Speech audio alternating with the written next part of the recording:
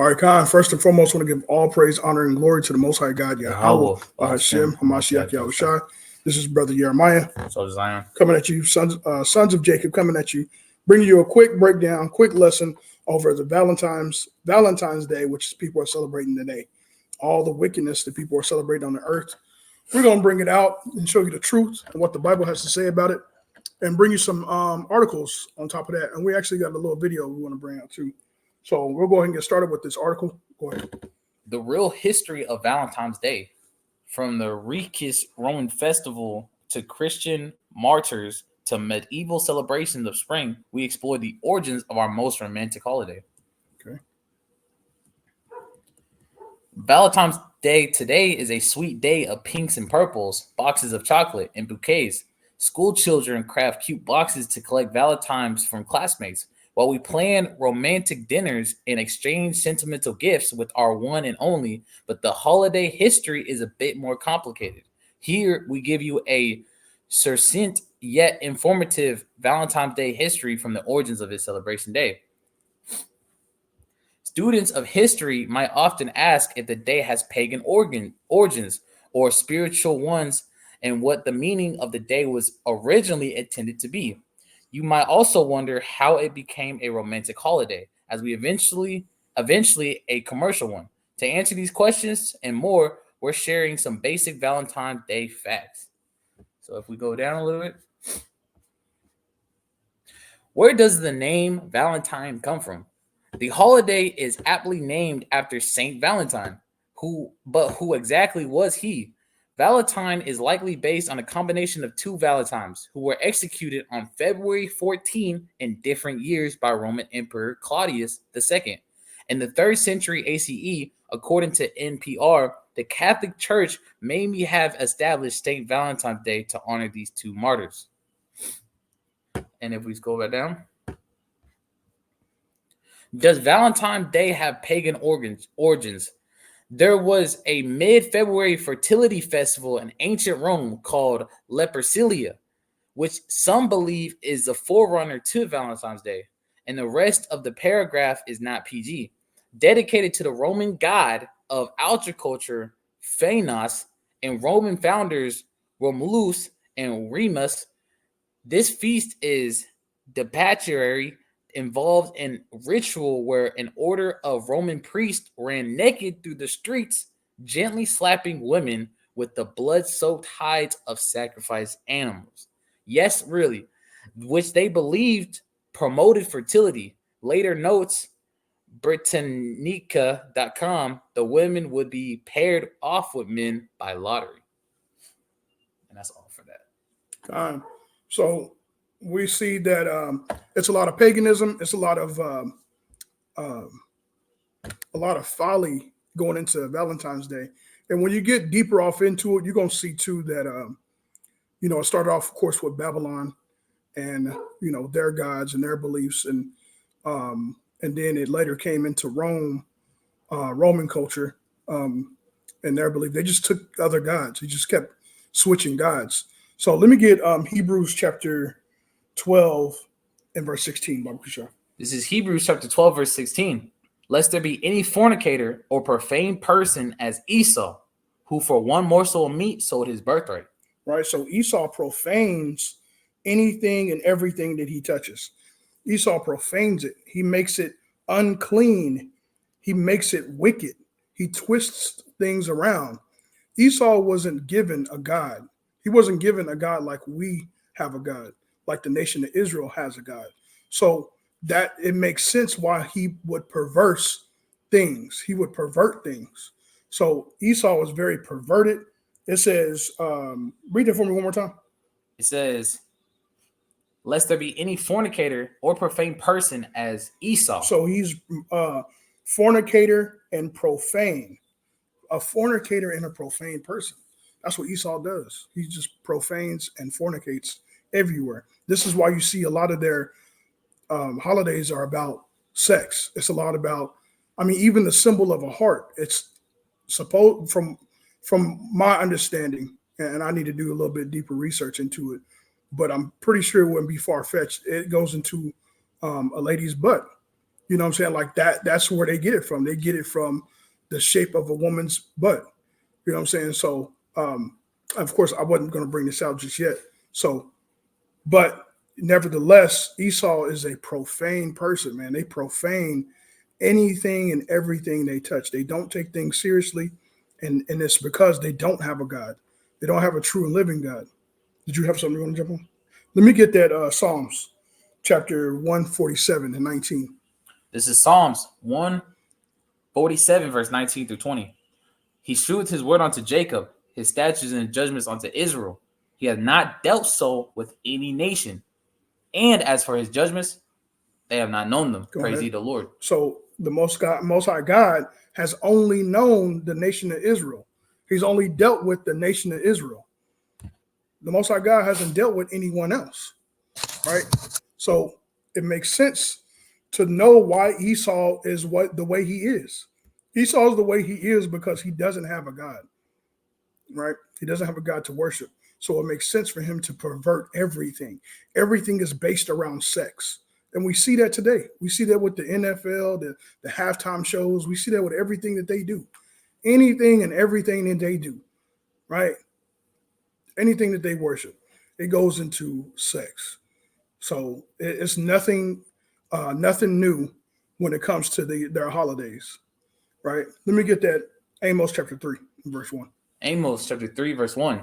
Hear this word that the Lord has spoken against you, O children of Israel, against the whole family which I brought up from the land of Egypt, saying, you only have I known of all the families of the earth. God said what? You only have I known of all the families of the earth. So he said he's only known the nation of Israel. He's only dealt with the nation of Israel. And we know the Most High God don't change. He doesn't change. So he's only dealt with and he's only known the nation of Israel, right? Was there more? Yeah, therefore I will punish you for all your iniquities. Right, so he's only punishing the nation of Israel. It's very simple. It's very easy to understand. Let me get Jeremiah chapter 10 and verse 1. Because the Most High God gave us specifics on what we're supposed to do, how we're supposed to move and operate in this world. Are we supposed to follow after them or not? Let's hear what he had to say. Jeremiah chapter 10, verse 1 through 3. Hear ye the word which the Lord speaketh unto you, O house of Israel. Thus saith the Lord, learn not the way of the heathen. Right? So to the nation of Israel, he told us to don't learn after the heathens. Go ahead. And be not dismayed at the signs of heaven, for the heathen are dismayed at them. Come on. For the custom of the people are vain. For the customs of the people are vain. We got to stop doing the same things that they're doing, right? What the Most High God told us and taught us what to do is not grievous to us.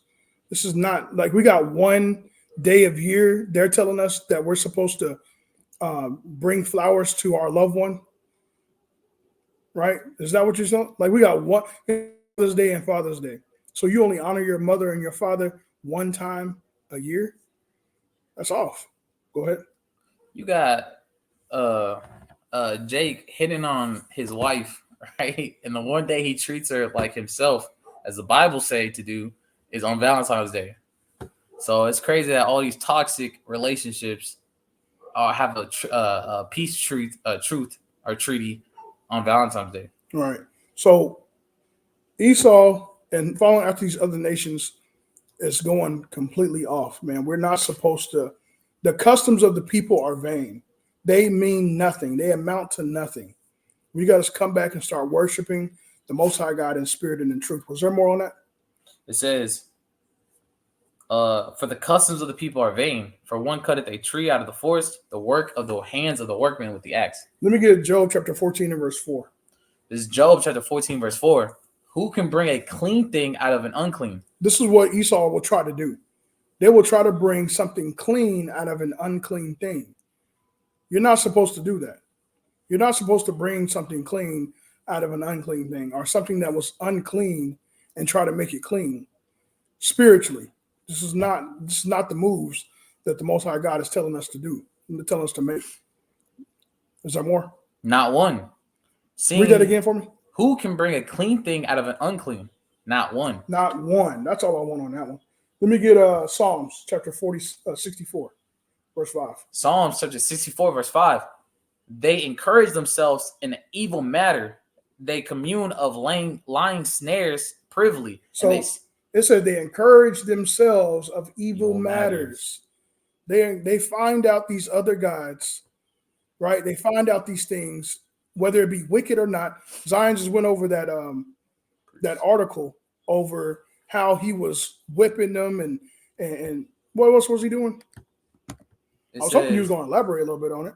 I was like, it says Roman priests ran naked through the streets, gently slapping women with the blood-soaked hides of sacrificed animals. Sacrificed animals. So they was going around hitting women with blood-soaked.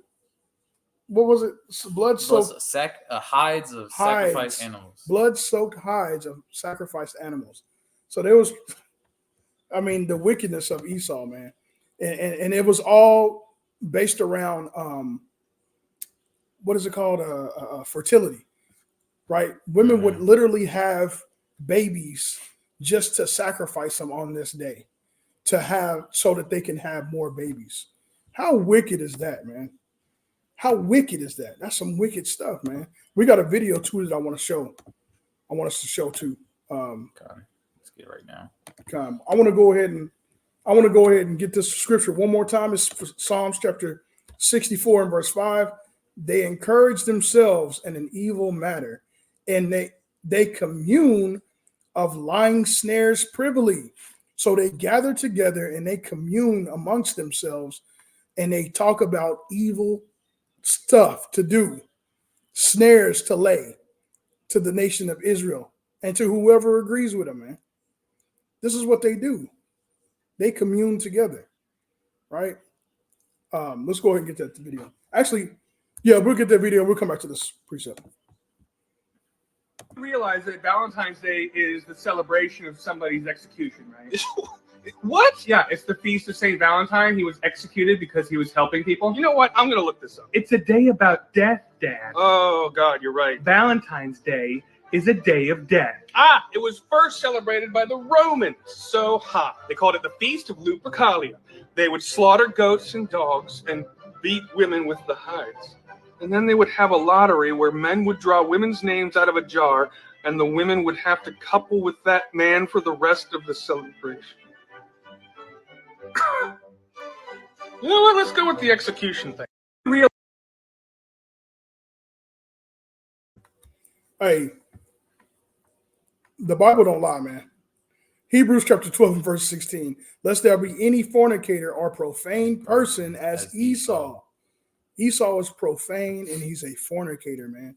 Everything they do is based around sex, whether it be slaying animals, whether it be celebrating holidays, whether it be something that you think is supposed to be a good thing. It's all based around sex, man.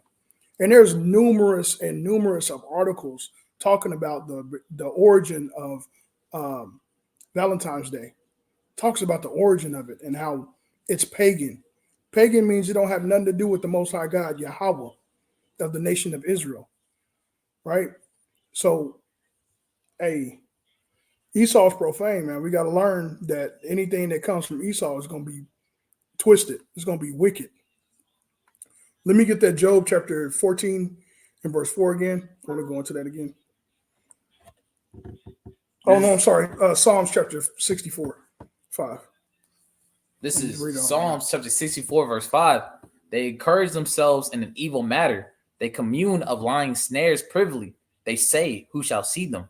They search out iniquities. They accomplish a diligent search. Both inward thought of every one of them and the heart is deep. Man, listen.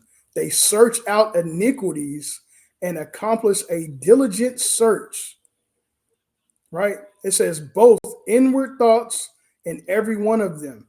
Bro, they are wicked. The Bible is telling you that these heathens are wicked, and we got to stop following after them. They're following any deep, dark desire in their heart to get our people to follow. They search out iniquities. This is what they do. They search out sin to try to get us to follow. They commune together. They get in groups together to find out what sin is best that's going to entice people to follow. That's what they're doing. Let me get that Malachi chapter 1 and verse 4. It's like in Malachi 1, and we'll start at the top. It's Malachi 1 verse 1. The burden of the word of the Lord by Israel by Malachi, to Israel by Malachi. I have loved you, said the Lord. Yet ye say, wherein hast thou loved us? Was not Esau Jacob's brother, saith the Lord? Yet I loved Jacob, and I hated Esau, and laid his mountains and his heritage waste for the dragons of the wilderness. Whereas Edom saith, we are impoverished, but we will return and build desolate places. Thus saith the Lord of hosts, they shall build, but I will throw down, and they shall call them the border of wickedness, the people against whom the Lord hath indignation forever. The Most High God has indignation, strong hatred to the nation of Israel. I'm sorry, Salakia. Strong hatred to the nation of Edom. Hey, strong hatred to the nation of Edom forever, man. So we got to understand, it said that they're the border of wickedness. Edom is the border of wickedness, man. And they increase. Let me get First Maccabees chapter 1. And go ahead and start at verse 9. So we can cut it. This First Maccabees chapter 1, verse 9. And after his death, they all put crowns upon themselves. So did their sons after many years. And evils were multiplied in the earth. And evils were multiplied on the earth. When Esau gained authority over the earth, evil multiplied on the earth. Evil multiplied on the earth. Esau is wicked, man. Esau is wicked. And one of the strong reasons why is because he doesn't have a God, right? And he's profane and he's perverse. He's wicked. That is a wicked nation, man. And we got to learn how to stay away from following after the customs of them. Let me get First Ezra chapter 4 and verse 26 through 27. And this is going to be pretty much the last one because I'm just going to make a point off of this. This is First Ezra chapter 4, verse 26, verse 27. Yea, many there be that have ran out of their wits for women. And a lot of men run out of their wits for women. A lot of men, they'll go and do anything and everything and become a slave and a servant unto a woman when they know they're not supposed to. Right? They'll do this holiday and they know it's pagan. They'll do it gladly, man. This is a problem. This is a big issue. Right? And we need strong men. We need strong men to learn how to stand up and say no when they need to let their yes be yeses and their no's be no's. They need to stand on their square, right? They need to stand on their feet, man. They need to be serious about what they say. And if it don't go well, which it probably won't, then you got to learn how to make executive decisions. Go ahead. Run out of their wits for women. They run out of their wits for women. Go ahead. And became servants for their sake. They became servants for the woman's sake. Go ahead. Many also have perished, have erred and sinned for women. They have erred and sinned for women, and we see it all the time. It is so common in our community, and we got to learn how to stop, man. We got to learn how to say enough is enough. All right. And we know it's not going to happen. We know the majority of the men in this world, they're going to go ahead and do it. They're going to go ahead and operate in this way. They're going to go ahead and celebrate these wicked holidays. They're not going to step up and be a man, right? They don't know how to show themselves to be a man. Did you have a point? Yeah, and that's why building up and staying in the truth and building up your self-temperance, because in the world, they'll do anything for the box, the private part, right? But that's why you build yourself up in the spirit, so you resist that and can control your own spirit. God, man. So with that, man, just a quick little exhortation, a quick little lesson over how dark and wicked this holiday is, man. If you didn't know, now you know. This place, man, it's got to go, man. This place is very wicked and very evil. So, with that, man, Lord willing, y'all got some understanding. Lord willing, you know that the customs of the heathen are vain. Don't celebrate Valentine's Day and none of the holidays that they try to entice us to celebrate. So with that, we're going to give all praise, honor, and glory to the Most High God, Yahweh, Bahashem, Hamashiach, Yahushua. Shalom. Shalom.